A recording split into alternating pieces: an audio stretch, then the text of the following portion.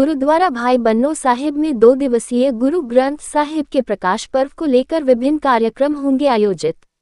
कानपुर गुरुद्वारा भाई बन्नो साहिब के आयोजकों द्वारा गुरु ग्रंथ साहिब जी के पहले प्रकाश पर्व को लेकर प्रेस वार्ता की गई। प्रेस वार्ता में कार्यक्रम के संबंध में जानकारी देते हुए बताया गया कि 23 और 24 अगस्त 2025 को गुरु ग्रंथ साहिब जी का पहला प्रकाश पर्व तथा जोड़ मेल ब्रह्मज्ञानी भाई बन्नो साहिब जी द्वारा मनाया जा रहा है। हर वर्ष की भांति इस वर्ष भी प्रबंधक कमेटी गुरु ग्रंथ साहिब जी महाराज जी का पहला प्रकाश पर्व बड़ी श्रद्धा भावना से मना रही है, जिसमें 2 दिवसीय कीर्तन समागम होगा, जिसमें शिरकत करने हजूरी रागी दरबार साहिब अमृतसर से भाई साहिब निर्भय सिंह जी पधार रहे हैं। साथ ही गुरमत समागम से कथा विचार से ज्ञानी बलविंदर सिंह सदस्य प्रचार कमेटी मध्य प्रदेश संगत को निहाल करेंगे। दिनांक 24 अगस्त को सुबह 10 बजे से हस्तलिखित आदि बीर भाई बन्नो साहिब जी के खुले दर्शन संगत को करवाए जाएंगे। आयोजकों द्वारा ये भी बताया कि गुरुद्वारा काली मठिया में सुबह 7 बजे से नगर कीर्तन निकाला जाएगा, जो कि लगभग 10 बजे गुरुद्वारा श्री बन्नो साहिब में समाप्त होगा। 24 अगस्त को ही दोपहर 12 बजे से गुरु का अटूट लंगर बरतेगा। इस प्रोग्राम का विशेष live telecast YouTube channel Teg Gurbani एवं खालसा गुरबानी पर किया जाएगा। प्रेस वार्ता में प्रमुख रूप में सरदार सुरेंद्र जीत सिंह भाटिया प्रधान, Sardar Ajit Singh Bhatia general secretary, Lovely Singh, Kanwalveer Singh, Amarjeet Singh, Jaswant Singh आदि लोग मौजूद रहे। प्रबंधक कमेटी श्री गुरु ग्रंथ साहब महाराज जी का पहला प्रकाश पर्व बड़ी श्रद्धा भावना के साथ इस बार 23-24 अगस्त 2025 को मना रही है,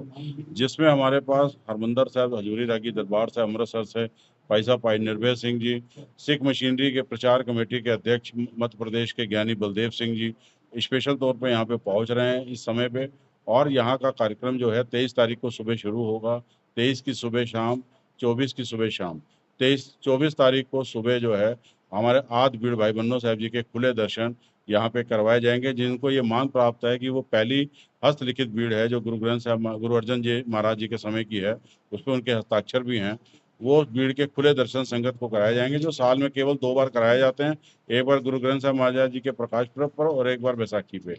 उसके बाद गुरु का अटूट लंगर संगतों के लिए दोपहर को 12 बजे से शुरू हो जाएगा। यही कार्यक्रम हमारा 2 दिवसीय है जो चलेगा, और इसमें हम लोग साथ में हमेशा जो स्थान जिनके नाम पे बना है भाई बन्नो ब्रह्म ज्ञानी भाई बन्नो साहब जी, उनका जोड़ मेल भी इसी समय हम लोग उनका मनाते हैं। तो ये कार्यक्रम पूरा बड़ी श्रद्धा भावना के साथ गुरु ग्रंथ साहब महाराज जी का प्रकाश पर्व और जोड़ मेल भाई बन्नो साहब जी का यहाँ पे 23-24 अगस्त 2025 को बड़ी श्रद्धा से गुरुद्वारा भाई बन्नो साहब कानपुर में मनाया जा रहा है। इसी के लिए आपको